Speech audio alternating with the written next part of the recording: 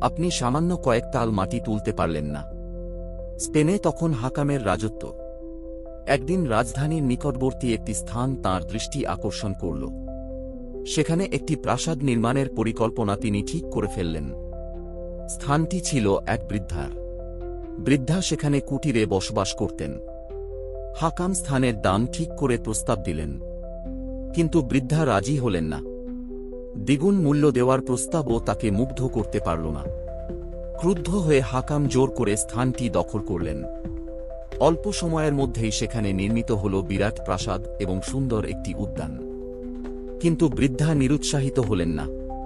তিনি সরাসরি কাজীর কাছে অভিযোগ জানালেন, হাকাম আমার জায়গা অন্যায়ভাবে নিয়েছেন।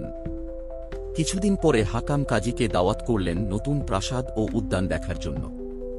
নির্দিষ্ট সময়ে কাজী উপস্থিত হলেন, হাতে গাধা ও কয়েকটি শূন্য থলে নিয়ে। বাদশাহ প্রথমে বিস্মিত, তারপর হাস্যরস অনুভব করলেন। কাজী বিনীতভাবে বললেন, জাহাপনা, আমাকে এই বাগান থেকে কয়েক বস্তা মাটি দেওয়ার হুকুম দিন। বাদশাহ রাজি হলেন, কিন্তু মাটি দিয়ে কাজীর উদ্দেশ্য তিনি বুঝতে পারলেন না। কাজী মাটিতে ভর্তি করল বস্তাগুলো, গাধার পিঠে তুলে দিল।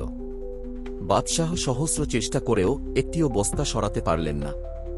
কাজী তখন বললেন, আপনি সামান্য কয়েক তাল মাটি তুলতে পারলেন না, কিন্তু মহা বিচারের দিন আপনি কি করে গোটা বাগান আল্লাহর আদেশে বৃদ্ধার কাছে ফিরিয়ে দেবেন? কারণ স্থানটি আপনি অন্যায়ভাবে দখল করেছেন। বাদশাহ লজ্জিত হলেন। তিনি অবিলম্বে বৃদ্ধাকে ডেকে পাঠালেন, ক্ষমা প্রার্থনা করলেন এবং প্রাসাদ ও বাগান সমেত স্থানটি বৃদ্ধাকে ফিরিয়ে দিলেন।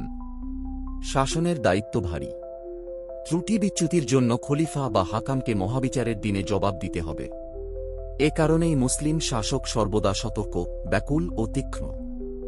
মানুষ ভুল করতে পারে, কিন্তু ভুলের মূল্য বঞ্চিত জনগণকে দিতে হয়। তাই দেশের উজির, কাজী এবং খলিফার প্রতিটি কাজে নজর রাখা হয়। নির্মম সত্য বলতেও তারা একটুও অনীহা অনুভব করেন না।